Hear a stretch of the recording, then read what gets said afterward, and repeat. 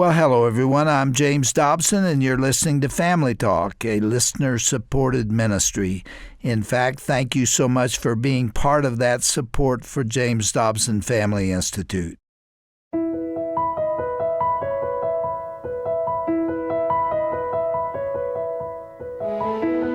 Being a mom is one of the toughest and most demanding jobs a woman can have. Now, that's no understatement. Not only do they have the stress of the constant and ever-changing situations that come with raising kids, moms also are faced with the pressure of being the quote-unquote perfect mom. I'm Roger Marsh, and you're listening to Family Talk, the broadcast division of the Dr. James Dobson Family Institute. And today on Family Talk, you're going to hear part one of a conversation that Dr. Dobson had with Sarah Parshall Perry back in 2017. When Sarah transitioned from her career as a lawyer to being a stay-at-home mom, she found that motherhood was much more unpredictable and taxing than she had anticipated. Today, Dr. Dobson talks with Sarah about her book, Mommy Needs a Raise, Because Quitting's Not an Option. Great title. They'll also discuss the unique challenges that come with raising children with autism. Let's listen now to today's edition of Family Talk.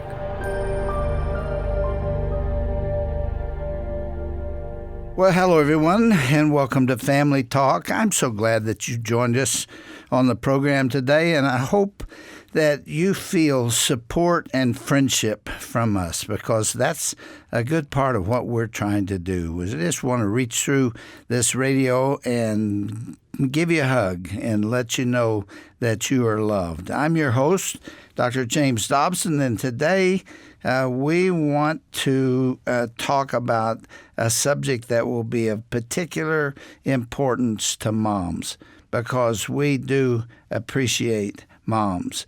As kids, speaking of you and your family, you probably knew your mother as a woman who loved you the very first moment that you came into the world. She prayed over you continually through the child-rearing years, and she helped you when you needed it most. And that is not always true, unfortunately, because some women are not good mothers, but most are. And as kids, the children don't often understand or realize the stresses and hardships that are on moms before and after your birth. But maybe today we can articulate some of those feelings that are now being experienced by those of you who have children. Today we're going to hear from Sarah Parshall Perry and her journey from her life as a lawyer and then on to being a stay-at-home mom and the issues facing moms in the 21st century. Sarah, I'm so glad to have you here. Thank you. Thank you for having me. Tell us about your two children with autism. How did you find that out? How soon did you know it? And how is that going? So that's a fabulous question. So I have three children. Noah is my oldest. He is 13. And my middle is Grace. She is what we call neurotypical, so she's not on the autism spectrum. And Jesse, my youngest, is 8, and he also has high-functioning autism. So 1 and 3 do. Right, exactly. So, and there is an increased probability, the CDC tells us, that if you have one boy on the autism spectrum, it is more common to have a second boy on the autism spectrum. There is now approximately 1 in 42 boys who have autism spectrum disorder. So we are among a more increasing segment of the population. And I didn't know much about stages of development when I had my Noah. He was our first. We were the first among our friends to have children. But I did know that what I originally thought was mother's intuition in retrospect was the Holy Spirit prompting me and saying, Mama, I want you to look into this a little more. He was late to walk. He was late to talk. He had trouble with eye contact. And when he became very excited, he rapidly flapped his hands. we actually went to friends we knew who were experienced in issues like this. And ironically, I was called overreactionary and neurotic and Did your pediatrician nervous. recognize it? My neurologist recognized it, but only after our general pediatrician said, I think he's just eccentric, and that's the way he expresses himself. So I thought, oh, That's man. a sheer tip-off, though. Yes. Flapping the hands is Yes, one of it the is. characteristics. Yeah. So we actually said to ourselves, well, we want to put a rest to this once and for all. So we went to the Kennedy Krieger Center in Baltimore, which is one of the world centers for autism and related disorders. And as we walked into the building, my heart said, there is something coming. But my mind said, no, I think we've just worried too much because we didn't want to hear it. And I think when we actually got the diagnosis, it didn't just come as high-functioning autism. It came as ADHD, oppositional defiance disorder, obsessive-compulsive disorder, and the potential for an early-onset mood disorder. So we got a basket of diagnoses, and it's kind of, I like to tell my friends, like that scene in a movie where there's a fight, and as one guy is rolling up his sleeves, the other one gets the first punch. That's how we felt because we were so blindsided by it. And very frequently, an autism diagnosis comes with another neurological or psychiatric diagnosis. So we, with both boys, have about 6 diagnoses, and we're currently dealing with some issues in our oldest that could be an early onset mood disorder. We are very carefully watching him with our psychiatrist, who is excellent. But I tell you what, it makes for some interesting days. And right now we are in the middle of a move, which is chaotic enough, as you know, Dr. Dobson. It is fraught with its own stresses. But when you have boys on the spectrum who really thrive with order and predictability and routine, and their whole world is turned upside down, these boys have pretty much had it. So let me tell you, I am looking forward to going to love on them when we are done here and just letting them know that Jesus sees their stresses and loves them anyway. You have come from the successful working world, a profession, law, all the way to suddenly discovering you have an autistic child. Talk about that journey. Oh, boy, that is a journey that was, I believe, one of the hardest I've taken in my life. And my husband and I, my family, have had our own share of hardships. But that particular journey, that transition was very, very hard for me. There was a routine and a control and an order to being a working girl, to taking the bar exam, to knowing that if you did X, Y would be the result, and knowing that there was a predictable salary and an opportunity for an advancement in your career. And suddenly I was at home with 3 children, and I had nothing to show for my day other than keeping them alive, which felt like a very small quest to keep going after because I had no deliverables other than thinking, okay, they were fed and dressed today and the clothes were maybe clean, and that's all I got done. And then the Lord compounds the situation for me and says, I see how tightly you have a tendency to hold things, so I will give you aspects of motherhood that you can't control. And as you know, Dr. Dobson, parenthood is the ultimate free fall anyway. Oh, it is. We are for everybody. For everybody. Yeah. And we put in the effort that is ours, but we trust the Lord with the results. So here I was working hard for an end goal I couldn't see, just trusting that the Lord would help things to work out and that we were raising children who loved him and could differentiate on their own. And then the Lord said, now I'm going to give you something else to deal with. Did you move from full-time professional responsibility to a full-time mom? Full-time mom. In one step. One step. Did you do it on purpose? I did. And let me tell you, I didn't go into it fully committed to that idea until they handed me my son in the hospital. And it's funny the way the Lord hardwires us with passionate, all-encompassing, head over heels love for our children. And I went, oh, no. I may be on the fast track to partner or headed for vice president. I do not care. I cannot leave this child. And to this day, I still get emotional thinking about how it felt when they handed him to me. It was, in theory, a difficult decision, but in practice, it was the easiest thing I've ever done. Mm-hmm. I saw in the prep for today, you said that the smell of the child's head had meaning for you. Yes. Is that right? It did, and it still does. I'm talking about the newborn. Yes. Oh, my goodness. Let me tell you, that is part of, God's so wonderful, the way he just presses the right buttons in that connection between mother and child.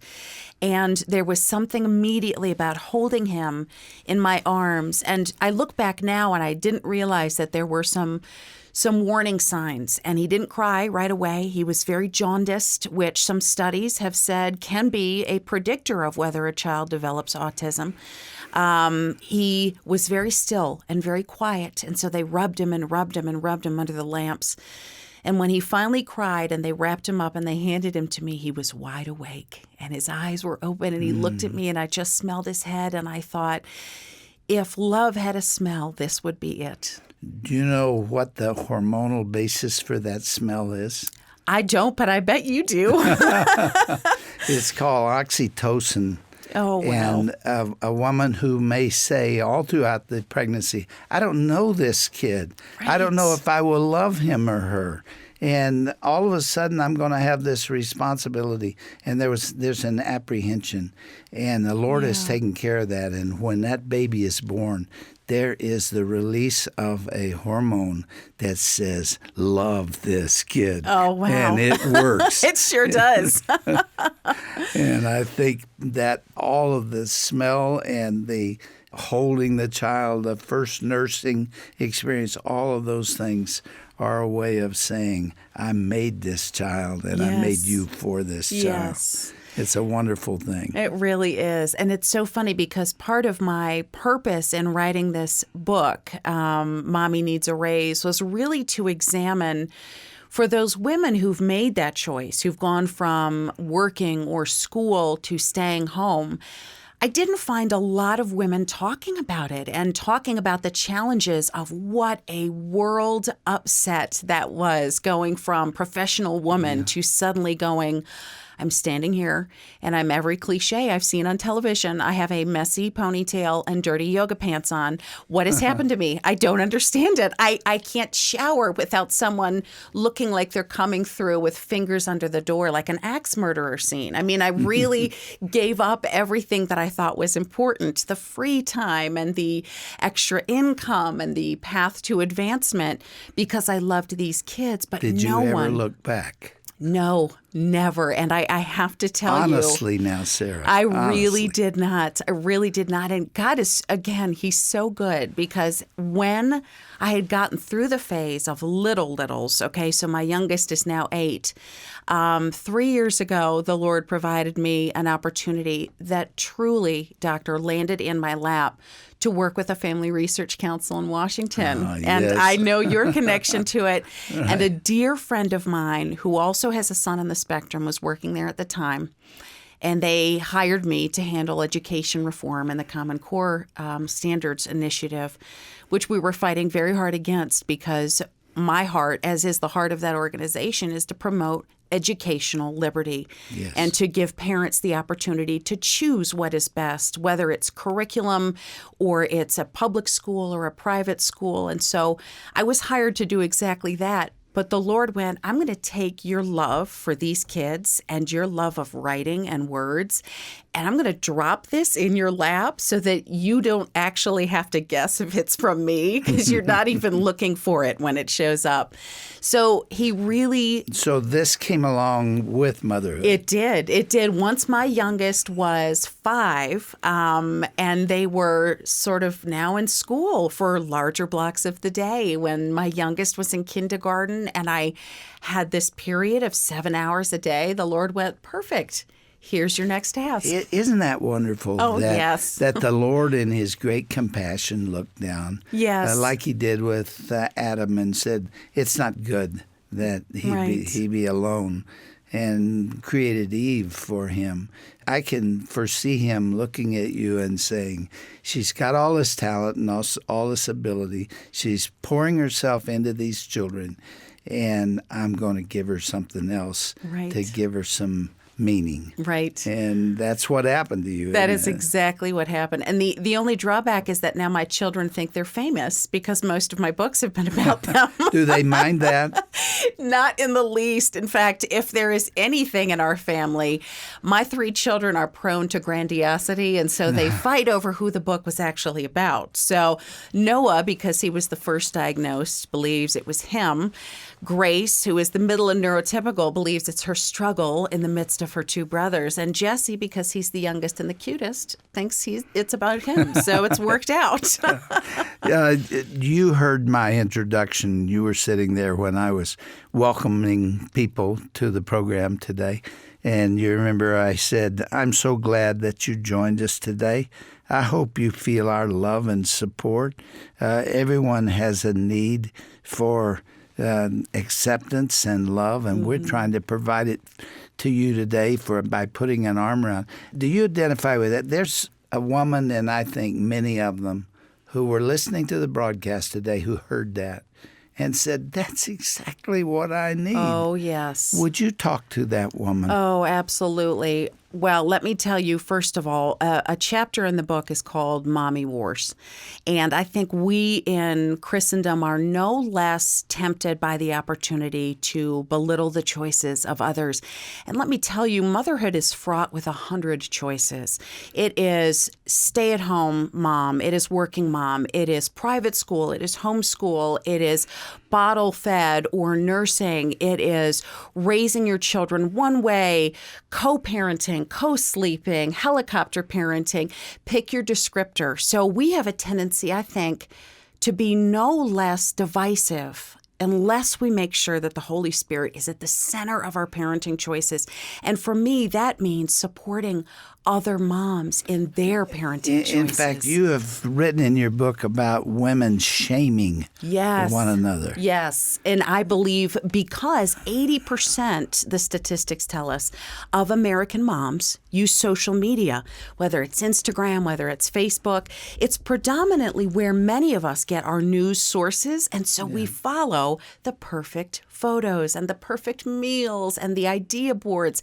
And let me tell you, I am too tired for a private persona and a public persona. So I have said to my friends, listen, if my life is proof of anything, it is that God can use the smallest and the most cracked of vessels to do any good work of his. So I am one of those people who, if there are moms listening, and I hope there are, you are doing a fabulous job, Mama. What is the nature of that shaming that goes on? What do women say about each other that hurts? I think it's twofold. I think first there is a judgment if the invisible, unspoken standard isn't kept. Because I don't have a calling right now outside the house, I'm going to take what I can do here and make it perfect. So the clothing's perfect, the pictures are perfect, the meals are perfect. And you know what? The only thing perfect is God. And he shows us that. Our brokenness is our opportunity to show our kids, listen, mommy messed up, or listen, we didn't keep the schedule today, or mommy is running late and I'm sorry. And kids are quick to forgive. In fact, my asking for forgiveness of them has taught them how to ask for forgiveness when they themselves are wrong. Neat. It's so huge. And I think the other thing is that we have a tendency to be critical of decisions that make us feel insecure. So the stay-at-home mom might be critical of the mom who has to work because she's not in a position financially to be able to stay home with her kids, or she doesn't have family in the area to help with childcare. And I think that speaks to who we are on the inside, and we struggle so we complain, or we struggle so that we judge. And I think if we are secure in who we are in Christ and what he's called us to do in our lives for a season and for eternity, I don't think we can make a wrong decision as long as we set our course toward him. You know, after Shirley and I had been married about 10 years, we finally got enough money together to buy a nice house. It was kind of a fixer-upper, and we set about expanding it and changing it and wallpapering it and putting carpet and all those things. And because we didn't have enough money to just call a contractor and say, do it, we kind of did it ourselves, and it took 3 years to do it. And I was teaching the Sunday school class of young adults at that time, and young married couples. And there were probably 60, 70 of them. And they waited to give us a housewarming for 3 years. They kept waiting for us to get to the point. And at the low point of that whole process, we were an absolute wreck. I mean, you don't put underwear away when you get to that point. We had parts of sandwiches on the ironing board. Yes. We did the dishes in the bathtub, and the backyard didn't have any grass in it, and there was mud. And they finally got frustrated with us and decided to come anyway. And so on Sunday night, we had gone out to eat, and we came home. I saw something move in the backyard, and there were 100 of these Sunday school class members in that mud out there, and they came in. And we were so embarrassed. I've never been so embarrassed in my life. Well, our church was building a new church, and everybody was urged to give. And my son Ryan has my name, James Ryan Dobson. So he had signed a pledge for $5 and left it on my desk, so everybody that came by thought that's how much I gave to the church. I mean, the next morning we looked at each other on the elbows and said, did it really happen? Oh, my goodness. There are moments like that when you're embarrassed and mortified. Yes. We all go through that. Yes. We've got to have a little compassion for one another, don't we? Yes. Oh, the world does not need another chit of meanness to hold against one another. And I tell you what, if anybody should have grace, it should be the people who not only profess Christ, but who get the great privilege of being moms. Because, boy, there is no other place where love is expressed and experienced than in the nature of a family. We're out of time. Will you stay with us? I sure will. You have a plane to catch, don't you? I do. We're going to have to talk fast. Okay. All right. Well, the title of Sarah's book is Mommy Needs a Raise Because Quitting is Not an Option. And we're going to talk about that some more tomorrow. Thanks for being with us. Thank You're you. good at what you do. Thank you.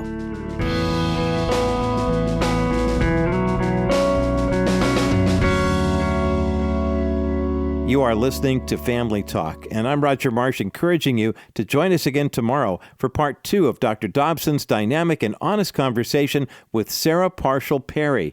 They'll be discussing some motherhood survival skills you must hear about and learn from. You will not want to miss this program, so be sure to join us again tomorrow.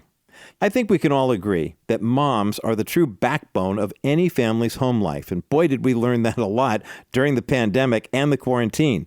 Moms face so many different challenges, and every mom deserves respect, affirmation, support, and encouragement. That's why here at the JDFI, we have our new Empowering Moms series. It's a series of once-a-day emails from us to you, and they provide you with practical parenting advice packed with timeless scriptural truths and a prayer to encourage, renew, and inspire you, delivered right to your email box each and every day. To sign up now, just visit drjamesdobson.org/empowering moms. That's drjamesdobson.org/empowering moms. Okay, before we go, I do want to remind you that we are a listener-supported radio broadcast, and it's because of you, your prayers, and your faithful financial support that we're able to bring you quality content each and every day. We rely on God through your tax-deductible financial contributions to help us continue in the work to which our Father has called us. We believe that the voice of Dr. Dobson, his guests, and esteemed colleagues should never go away. We must press in during challenging times of cultural confusion and division to provide clarity and biblical truth for everyone, but that requires your help to bolster families. Family is, of course, the bedrock of our culture, and without the family, all hope would be lost. To find out more about how to financially support Family Talk and the Dr. James Dobson Family Institute financially, just visit drjamesdobson.org. That's drjamesdobson.org. We'd also love to connect with you and pray with you if you need over the phone. Just give us a call at 877-732-6825. And thank you for all of your prayers for the ministry and also for Dr. and Mrs. Dobson as well. I'm Roger Marsh. Thanks so much for listening. Be sure to join us again next time right here for another edition of Dr. James Dobson's Family Talk.